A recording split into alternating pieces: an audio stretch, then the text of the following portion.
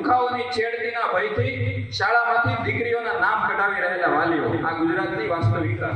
ભાવનગર શહેર ભાજપ ઉપાધ્યક્ષે મહિલાની પાછળ જઈને છેડતી કરી.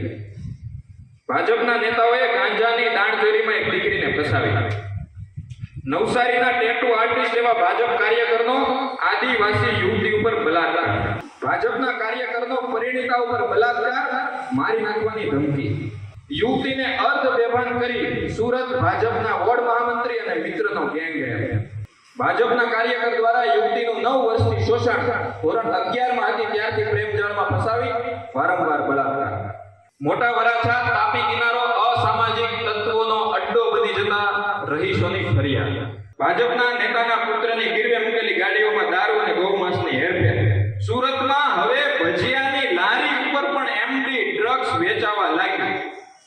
આપણા યુવાનો માટે આ વ્યવસ્થા કરી છે ભાજપે. રાજકોટમાં ભાજપના નેતાના પુત્ર સહિત 10 લાખના એમડી ડ્રગ્સ સાથે ઝડપાયા. ડ્રગ્સ કેસમાં પકડાયેલા ભાજપ કાર્યકર સામે માફિયા ગેંગની કલમ લગાડાય નહીં. આ ભાજપનો કાર્યકર આપણા જ વોર્ડ વિસ્તારનો માણસ છે જે ડ્રગ્સના કેસમાં પકડાયો છે. મેં 3-4 સમાચાર જ વાંચ્યા છે. ગુજરાતમાં ઉદ્યોગની આડમાં ડ્રગ્સ બનાવવાનો વેપાર, આ વ્યવસ્થા કરી છે યુવાનો માટે ભાજપે.